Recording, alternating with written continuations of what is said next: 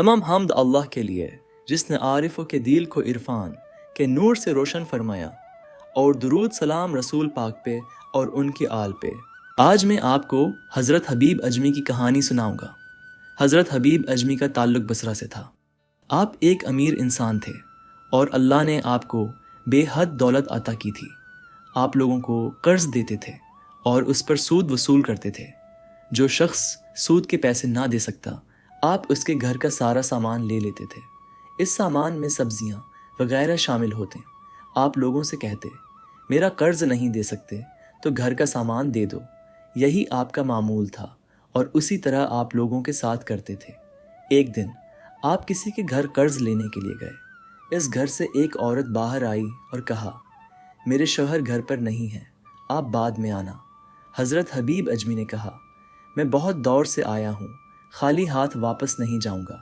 اگر پیسے نہیں دے سکتی تو گھر کا کوئی سامان دے دو۔ اس عورت نے گھر میں موجود تھوڑی سی سری آپ کو دے دی۔ حضرت حبیب اجمی وہ سری اپنے گھر لے آئے اور اپنی بیوی سے کہا، اسے پکا لو۔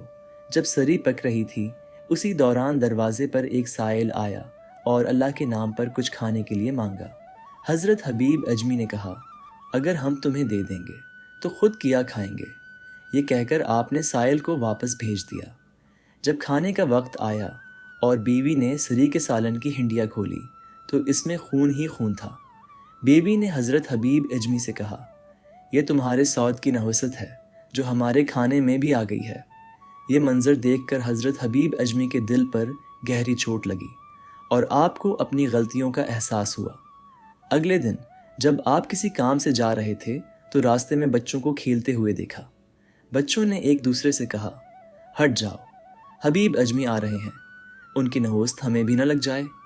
یہ سن کر حضرت حبیب اجمی کے آنسو بہنے لگے اور آپ دیر تک روتے رہے۔ آپ کو اپنی غفلت بھری زندگی پر افسوس ہونے لگا اور آپ بار بار اللہ سے معافی مانگنے لگے، یا اللہ مجھے معاف کر دے، یا اللہ مجھے معاف کر دے۔ اس کے بعد آپ کے دل میں خیال آیا کہ حضرت خواجہ حسن بصری کی خدمت میں جا کر توبہ کریں۔ حضرت خواجہ حسن بصری کا نام اور مقام اس وقت بصرہ اور عرب میں بہت مشہور تھا۔ حضرت حبیب اجمی فوراً خواجہ حسن بصری کی بارگاہ میں حاضر ہوئے اور اپنی پوری زندگی کے گناہوں کا اعتراف کیا۔ آپ نے اللہ کے حضور سچے دل سے توبہ کی اور اپنی زندگی کو بدل لیا۔ اس کے بعد آپ نے فیصلہ کیا کہ جس نے مجھ سے قرض لیا ہے اب میں ان سب کا قرض معاف کر دوں گا۔ حضرت حبیب اجمی ان سب کے گھروں میں گئے، ان سے سود لینے پر معافی مانگی اور ان کا قرض معاف کر دیا۔ آپ نے اپنی ساری دولت غریبوں اور ضرورت مندوں میں تقسیم کر دی اور پھر خواجہ حسن بصری کے ساتھ زیادہ وقت گزارنے لگے۔ آپ نے ان سے شریعت، طریقت اور حقیقت کا علم حاصل کیا اور تصوف کو اپنا لیا۔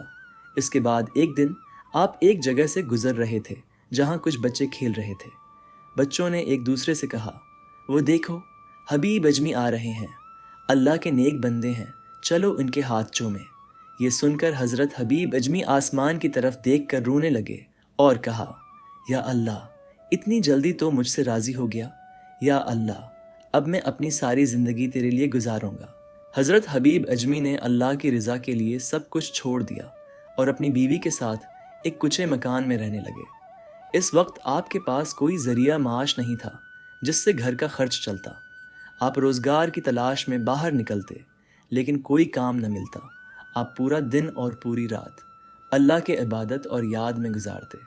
چند دن بعد آپ کی بیوی نے شکوہ کیا کہ گھر کا سارا سامان ختم ہو چکا ہے اور پوچھا، ہم اب کیا کھائیں گے؟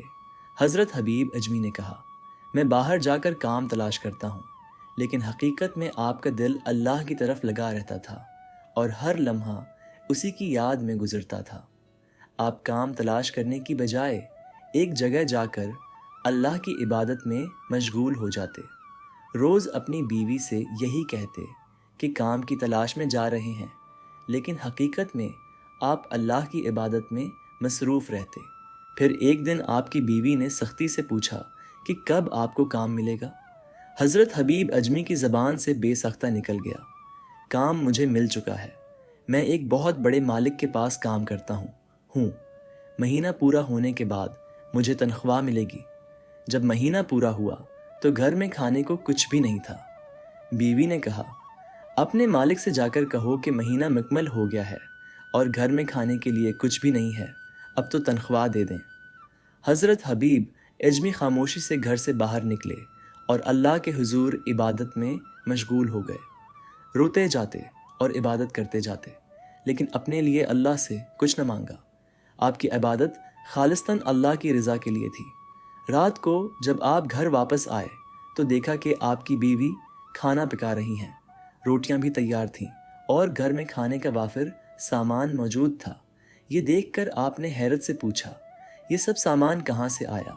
بیوی نے جواب دیا، جس مالک کے پاس آپ کام کرتے ہیں اس کا ملازم آیا تھا اور یہ سب کچھ دے کر گیا۔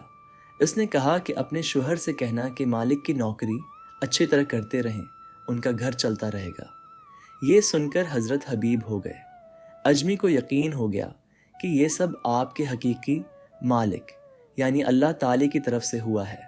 اس واقعے کے بعد آپ نے دنیا کو مکمل طور پر چھوڑ دیا اور اللہ کی ذات میں فنا ہونے کا راستہ اختیار کیا۔ حضرت حبیب اجمی صاحب کرامت بزرگ بن گئے۔ آپ کی دعائیں مقبول ہوا کرتی تھیں اور جو کچھ مانگتے اللہ اسے پورا فرما دیتا۔ ایک دن ایک عورت آپ کے پاس آئی، اس کا بچہ گم ہو گیا تھا۔ اس نے روتے ہوئے آپ سے کہا، حضرت دعا کریں کہ میرا بچہ واپس آ جائے۔ حضرت حبیب اجمی رحمہ اللہ علیہ نے فرمایا، جاؤ تمہارا بیٹا واپس آ چکا ہے۔ وہ عورت گھر گئی تو واقعی اس کا بچہ واپس آ چکا تھا۔ جب ماں نے بچے سے پوچھا، بیٹا تم کہاں چلے گئے تھے؟ بچے نے جواب دیا، ماں میں راستہ بھٹک گیا تھا۔ اچانک ایک ہوا چلی اور غیب سے آواز آئی کہ اسے بصرہ پہنچا دو، پھر مجھے بصرہ پہنچا دیا گیا۔ اللہ تعالی نے حضرت حبیب اجمی کو بہت بلند مقام عطا کیا تھا۔ آپ کے بارے میں حضرت داتا علی حجویری اپنی کتاب کشف المحجوب میں فرماتے ہیں، آپ کامل شریعت، شجاع طریقت، بلند ہمت اور عظیم شان والے ولی اللہ تھے۔ یہ حضرت حبیب اجمی کی عظمت اور اللہ تعالی کے ساتھ ان کے تعلق کا ایک نمایاں پہلو ہے۔